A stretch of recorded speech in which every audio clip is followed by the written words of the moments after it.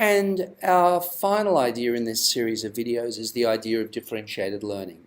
So what we can do in the Scholar Space is here we've got all the members working on the same project.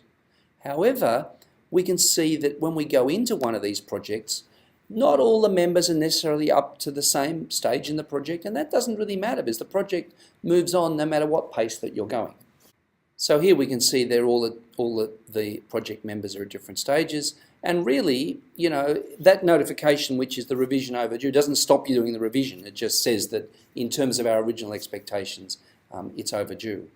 So that's within a particular group who are all working at the same pace. We can also create single work projects with one person working on their own project, or in an intermediate move, we can create groups which are working on a different project all of their own, a different topic, a different pace, different settings.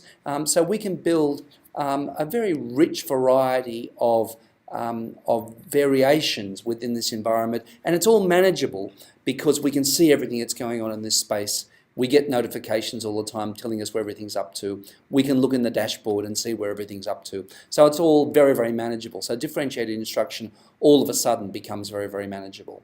But look here as well, one of the interesting things is that these are all very different topics. I sent a general request out that we were to look at, you know, new technologies in learning, and this really expresses the incredible diversity in my group, which is different interests, different focus, different knowledge, and that's all being shared. So what happens is in these kinds of environments, because the focus is on the voice of the learner, on the learner as a knowledge producer, that there's this rich diversity of voices and experience which gets shared in the classroom, and that doesn't traditionally happen in a conventional classroom situation. Then when we go over to community, also here there's extraordinary differentiation of voice going on. So I belong to many, many communities, and in fact any number of communities can be constructed. Any size, they can be very small, they can be large. It's any group of people who want to get and thrash an idea out and talk about a topic. So often, for example, in classes we find several classes combined because they're all talking through the same thing, or a subset of a class.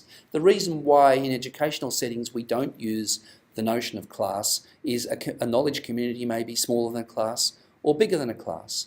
But as I go back through the activity stream, again I can see this rich cacophony of voices coming through where I'm really hearing from students, I'm really hearing their diversity, I'm really hearing their identities, I'm really hearing what matters to them and what's of concern to them. So in other words, diversity really, really comes through very strongly in these kinds of environments.